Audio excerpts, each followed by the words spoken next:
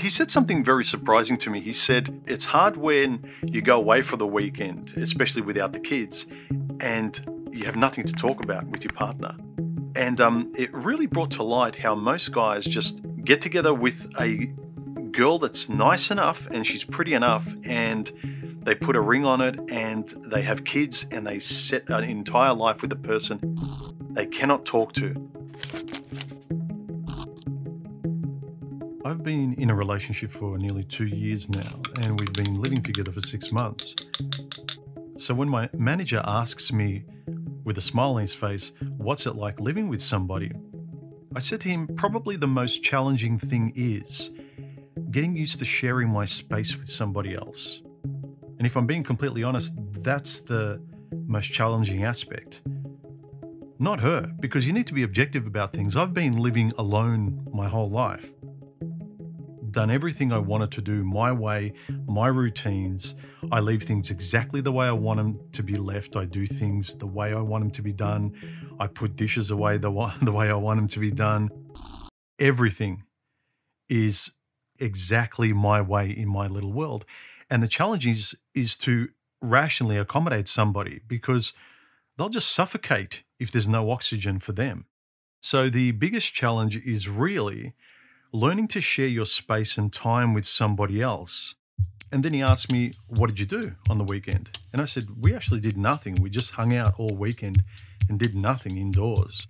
We watched a few movies. I worked on my stuff. She read a few books. She did the housework. I did some stuff around the house. It was really relaxed and effortless, but we didn't do anything.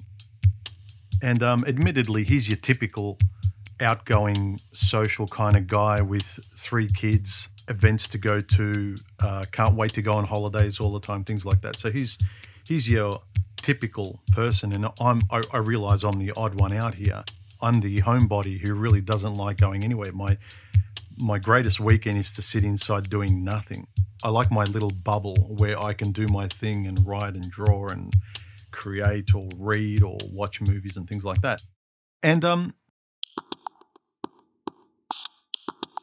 he said something very surprising to me. He said that the challenging thing to him, he said, it's hard when you go away for the weekend, especially without the kids, and you have nothing to talk about with your partner.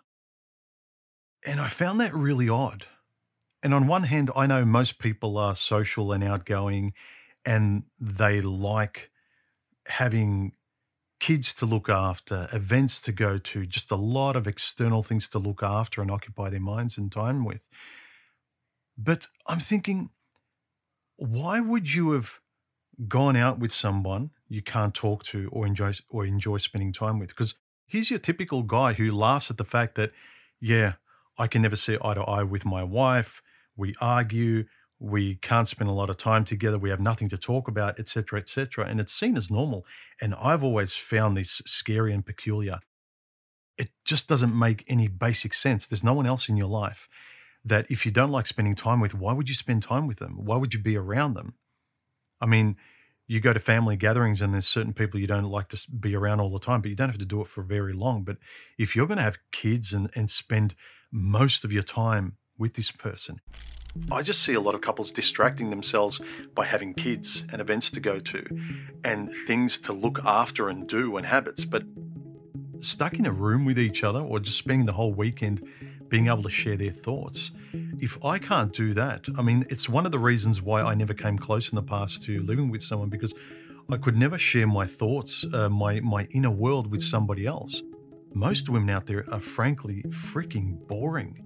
And I'm not being denigrating. I just cannot connect with someone so empty that they can only talk about the coffee or what they want to do or what they don't have in life. Everything is externally focused. If I can't verbally communicate, do this that I'm doing videos about, if I can't do it on a very low and basic level with the person I'm with, be able to just share my inner world and my thoughts and no longer on paper. I have someone to let it out verbally with. If I can't do that, I can't see why you would want a woman in your life other than just as a booty call or something part-time or casual or just a friend. I've said it over and over again. If she's not a friend, it's pointless. I don't see why guys are trying to create girlfriends out of empty, boring shells. And it really brought to light how most guys just get together with a girl that's nice enough and she's pretty enough, and they put a ring on it and they have kids and they set an entire life with a person they cannot talk to. They need the shed in the backyard. They need time away. They pretend to have a committed full-time relationship, but really at its core, at best, it's a part-time relationship, and it's very part-time. Very, very part-time. They're basically roommates that ghost each other, and they only stay together. The only glue they've got to stay together is their kids and their jobs and their routines and the kiss on the cheek and what's Nancy doing and you need to take the garbage out and blah, blah, blah, blah, blah. It's a very surface kind of relationship. And I'm not looking for a genius, but I'm looking for someone who I can connect to reality and feel alive, that I'm noticing and speaking about what's on my mind here and now. And I'm listening to you and I'm speaking to you and vice versa. Like you're you're engaging verbally, optically, auditorily with what's in front of you. Life itself, what you think about now and things like that. Not sort of slouching around like a zombie. And on paper, you've got someone you say you love, but practically and in terms of substance, you don't. You really don't. And my work colleague, he has 3 kids with this woman, and she's a professional woman, just like he is. He's upper management, she's upper management in a different company, and they're constantly sharing babysitting duties with their own kids and getting nannies. And they're barely roommates as far as I can tell. That just tolerate each other. I think it's such a cliche because most people don't really care. They think they take it as a given that men and women are different. And as such, it's normal that you have nothing to talk about with this person. It's normal that you don't enjoy spending your time with this alien creature. But to me, it's BS. There's too many females in my life that I do enjoy talking to and I can enjoy spending time with. Admittedly, there aren't many. Yeah, it's very hard to find the typical hot bimbo who also has a brain and a rich inner world and she's able to express it through a rich lexicon. Yeah, sure. But I mean, I always knew it'd be harder for me to find someone I'm compatible with, but that's the key. If you're not compatible, then you have to occupy your time with kids and things to do and call it love. But really, when the lights go out, it's the cliche of men living lives of quiet desperation. And she probably is too. They've practically found someone who's good enough, safe enough, not as crazy as their last ex, and they just put a ring on it and they started a family.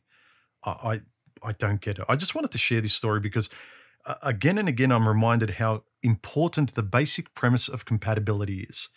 I've said it over and over again. Everything in life that makes you feel alive, of substance, everything in life is a relationship. The relationship you have with your hobbies, are they giving back to you? Are you on autopilot enjoying the same hobbies and routines and things you say you like and love that the 20-year-old you enjoyed for yourself, and now you're a 40 or 50-year-old man or woman and you're just holding on to familiarity? But really, are you happy or are you just feeling familiar? And I think a lot of these people are together because it's a habit, a comfortable and safe habit, and it's practical. And it makes me think of all the videos us guys watch and try to figure women out and try and get things right. What's the point if you never speak up and you can't speak to the person you say you love? Like the fact that my manager and so many guys find it normal that they can't speak to the person that they say they love. And I say in quotation marks because it's just lip service. You don't really. You've labeled them as your wife or your girlfriend, and so you can say you love them. But if you can be much more open with your family or friends than you can with your significant other, your romantic love interest or whatever you want to call it, I don't think you can lie to yourself if you've got an IQ above 3 digits. What's the point of trying to figure everything out about relationships and women and men and what works and what's fair and the laws and all this if you don't speak? If you don't have the courage to say what you think and risk not being with this person to make yourself available to either living alone in happiness or maybe on the off chance that you may find someone the chances are low. Like I said, I always knew the chances of me finding someone compatible with me were low, but I had a massive chance of just being alone and happy, or a smaller chance of finding someone compatible and equally as happy. But I didn't want to take backward steps. But the inability to speak and share your inner world, if I need time away to be by myself, I really do not see the point of being with somebody. Honestly, gentlemen. And I know most of you would agree with me, especially the people who follow my channel. But all these guys who want relationships but are too afraid to speak, and they don't have the standard of compatibility and being able to be open with the other person. It reminds me of that line in The Matrix where Mr. Anderson says, "I want my phone call." And Agent Smith says, like, "Well, Mr. Anderson, what good is a phone call if you're unable to speak?" So if you're unable to speak to the person you say you love, what good is this phone call of a relationship? Why do you want a relationship when you're unable to speak? Something very important, I think, and something worth commenting on. Let me know your thoughts in the comment section. As always, support the channel any way you feel like down below. I appreciate it, and I'll check you out in the next video. Bye, guys.